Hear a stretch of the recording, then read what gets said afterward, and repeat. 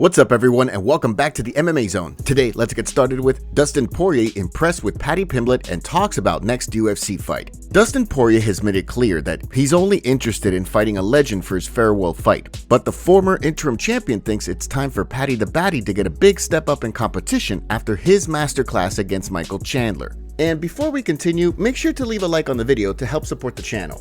In the wake of Paddy's win on Saturday, Poirier weighed in, saying that although Michael Chandler didn't look great inside the octagon, he can't deny that Pimblett's the real deal. During an interview with MMA Junkie's Mike Bond, the Diamond weighed in. He's legit, how can I deny him anymore? Chandler's a tough guy, the guy was a prospect, now he's a contender. You have to take him for real now. Not that Chandler wasn't a big fight, but his next fight has to be a really big one. Like a Gamrot, Arman, Oliveira, behind the scenes I've got stuff, so I can't entertain that, and I'm only fighting one more time. But for me, as a fan, put him in there with Dan Hooker. That would be an incredible fight. That's a fun fight. The buildup is going to be fun. Dan is going to stand and trade with him. Dan has good takedown defense on the ground. That's the fight I think. The way Brendan Schaub sees things, after arguably the biggest victory of his career on Saturday, the baddie should fight Justin Gaethje. During a video released on his YouTube channel, the former heavyweight weighed in.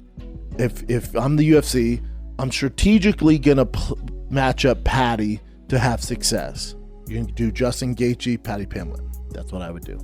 I mean, you're like, Justin Gaethje? Listen, it's a tough day in the office. But pick your poison. Out of Charles Oliveira, Dustin Poirier, and Justin Gaethje, stylistically. Not saying Justin can't knock his lights out. He can knock anybody out. He's one of the greatest to ever do it. But stylistically, Justin Gaethje matches up very poorly with Paddy Pimblett. Paddy can beat Justin.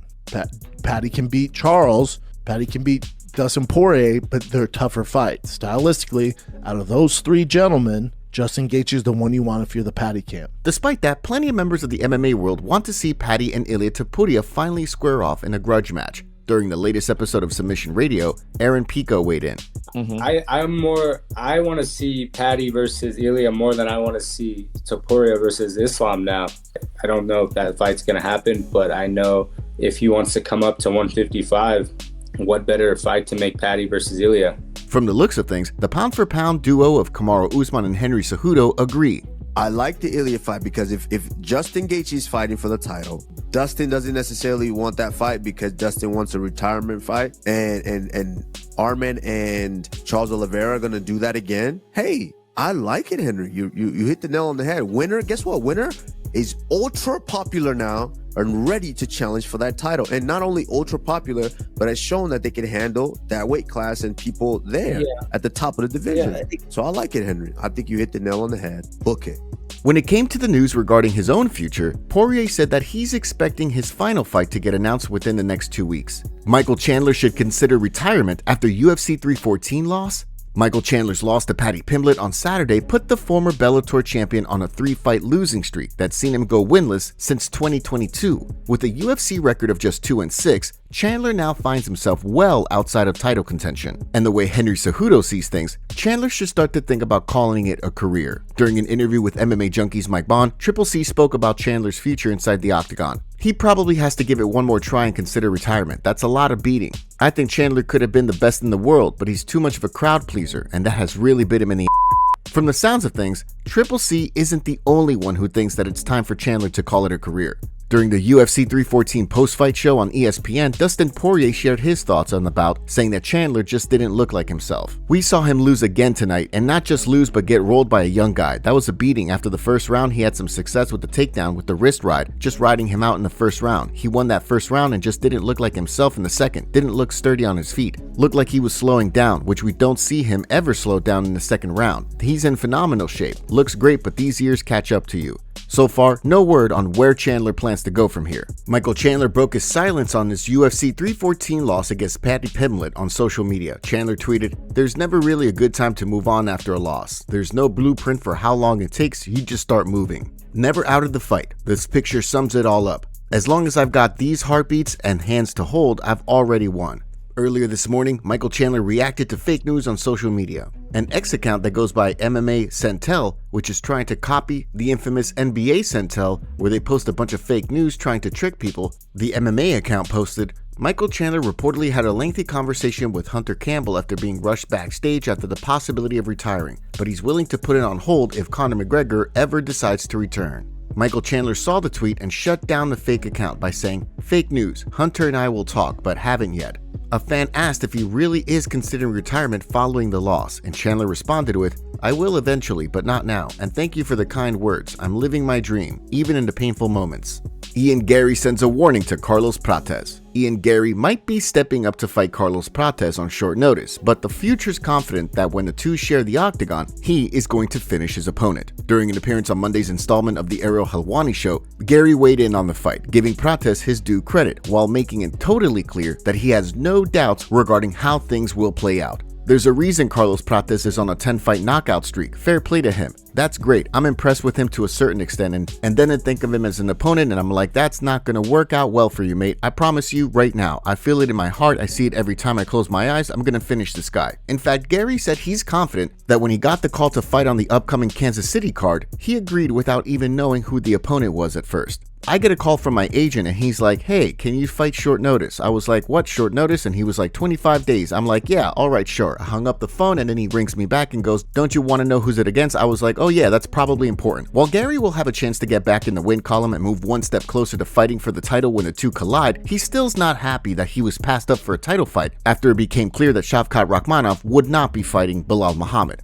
I was seething. I think the word withdrew is the word that kind of bugs me. I don't believe Shavkat withdrew due to a choice of not wanting to fight for a title, but from what I'm hearing, an injury that I absolutely believe he sustained in the fight with me due to the amount of heel kicks I put to his knee, it makes logical sense to go to me. With a chance to re-establish himself and move one step closer to a crack at the belt, the stakes couldn't be higher for the future. Alexander Volkanovski has a broken hand after UFC 314. Much like he did against Max Holloway at UFC 276, Alexander Volkanovski managed to gut out a decision win on Saturday despite breaking his hand. On the heels of a thrilling 5-rounder against Diego Lopes in the UFC main event, which saw Volk recapture the belt, his coach Joe Lopes revealed during an appearance on Submission Radio that at some point, Volk suffered what their team believes is a broken hand. He might have broke his hand. We've still got to get that x-ray, so he did hurt his hand. It was earlier in the fight. I think Alex didn't say anything towards it, was just at the end. He was just saying, "Look, I think I busted my hand." I can't remember which round. He's got a bit of a sore foot, and just the bumps and bruises after having a 5-round war with a warrior, you're going to be sore. Although Volk's already thrown out the possibility of title fights against Yair Rodriguez and Movsar Evloev, according to Lopes, what the champion really wants is a rematch with Ilia Topuria. Despite all that, Evloev feels as though a fight between him and Volkanovski is the only fight that makes sense. In a post on social media on Monday, he wrote, "I beat Diego Lopes, Aljamain Sterling, Arnold Allen, Dan Ige. No one has a better resume than me in 145 pounds, except for the champion. I have the longest winning streak in the featherweight division. Me versus Alexander Volkanovski, end of June, International Fight Week." With plenty of options on the table, it'd be interesting to see how the UFC decides to handle things.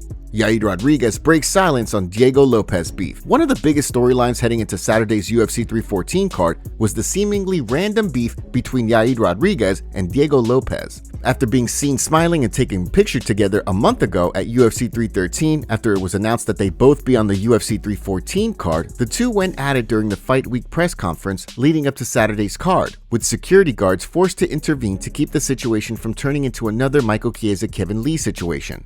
On Monday's episode of the Ariel Helwani show, Yair Rodriguez opened up on the beef, explaining what changed. All of that started because Diego Lopes wanted to point out that I was coming from a loss. I've always stayed respectful to him. Even in the past, we took a picture together. Whatever, I'm cool with you. I won't stand the disrespect like that. I was thinking whenever the time comes to fight Diego, I'll take care of that inside the octagon, as I'm supposed to for my friend Marco Beltran. I told Marco, don't worry about it. I'll take care of that. I promise you. I'll beat him for you, man. I promise you. If Rodriguez does not wind up getting a crack at the title after his win over Pitbull, a fight between him and Lopes seems to make the most sense. Colby Covington DMs leaked with celebrity. In the past, members of the MMA world, like Brendan Schaub, have trolled Colby Covington for allegedly using paid models in his social media videos. In one instance, for example, Schaub alleged that, between takes, the former interim champion asked one of the models he hired to rub his shoulders, and instead, he got shot down. Based on some leaked DMs that Covington shared during a stream with Neon, however, it sounds like Covington isn't having any problems getting attention from women that he finds attractive. After telling Neon that growing up, he always thought Megan Fox was attractive, he revealed that Fox actually DM'd to tell him that he's her favorite UFC bad guy since Chael Sonnen.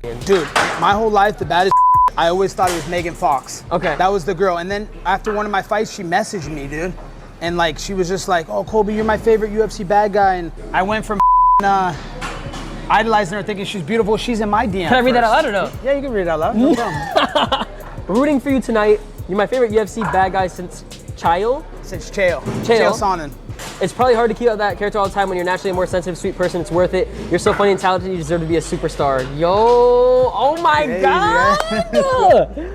Nah, Megan Fox DMing you is the flex, bro. Crazy. Have you ever told anyone that? Nah, I kind of, I don't like to kiss and tell, but since Neon's in the building, the best streamer in the world, I gotta give him the lowdown. No word yet on when Colby will be back inside the octagon. However, considering he's supposedly Megan Fox's favorite bad guy right now, it sounds like he won't have any trouble getting her to go to watch him cage side when he does return to action. Conor McGregor reacts to Michael Chandler versus Paddy Pimblett. Leading up to Saturday's UFC 314 card, Conor McGregor took to social media and predicted that when Michael Chandler and Paddy the Baddy shared the octagon, Chandler would be walking away with the KO win. Now, on the heels of Pimblett's dominant win, McGregor has circled back around to the prediction, saying that although his head told him to pick Paddy, Chandler's knockout power was the big X factor in his decision. Chandler, you rest up, fair play. My history with Mike and the odds on him by KO swayed me to take the risk. My head did say Paddy. He's improving, but with a way to go yet. Although the division is woeful, it is equal, and equal brings good fights. So happy days. Y'all are welcome. Ah well, what's 500k to an MG like me? Can you please remind me? More than your purse. Thanks, Dual Blitz. Best odds in the game. I'll get it back, I'm sure. In fact, I just did. While some members of the MMA community have predicted that after seeing Chandler's performance, McGregor will look to return to action so the two can have their long-awaited fight, the expectation is that Chandler will be on the sidelines, healing up for a while.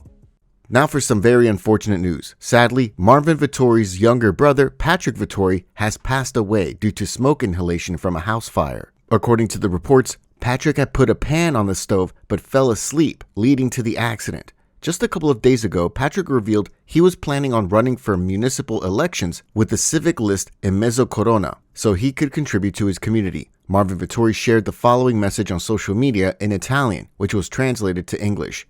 You were and will always be my number one, my little brother. You left behind an unfillable void, and I will love you until my last breath. I don't think I'll ever be the same after today, because maybe I never told you, but you were always my strength. You were the smartest and sharpest between the two of us. You were building a beautiful future, and I just can't come to terms with this. They say Jesus calls the most beautiful souls to be with him in heaven, and I hope that's true, that you're there with him, watching over us with that kindness that always defined you. I love you, my brother, and even though living without you won't be easy, it comforts me to know that one day I'll be buried by your side. I love you.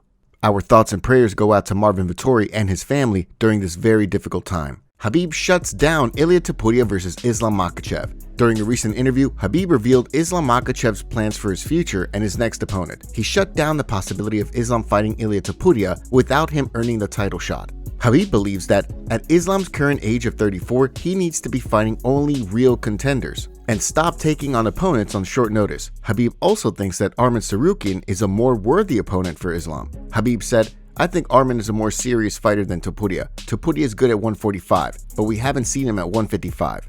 Let's say Topuria gets an immediate title shot at 155 and Islam beats him, so basically he was a nobody at 155. Islam beat a guy who was a nobody at 155. Islam doesn't have much time left either. He'll be 34 soon, so he doesn't want to fight someone like Topuria or Volkanovski, or someone like Moicano stepping in on short notice. Islam wants to fight real contenders, guys who have been at 155 for a long time. If you're moving up, earn it. And before we continue, we have a favor to ask. Help us reach 200,000 subscribers on MMA Zone by subscribing and turning on notifications for daily MMA content. Seriously, we rarely miss a day. Khabib also revealed that Islam will not move up to 170 because Belal Muhammad is the champion and they don't want to be exchanging belts within their own team. He said Islam wants to fight at 170, but he can't go up there because Belal is the champion and is very close to us. We can't exchange our relationships for belts. That's not the way we are. Those who offer us this just don't look at the things we do, so we have different views in this case. I really want Belal to win with all my heart. Do you agree with Khabib and think Islam should wait for Ilia to become a true contender before he decides to fight him? Is Arman versus Islam next? Let us know your thoughts in the comments below.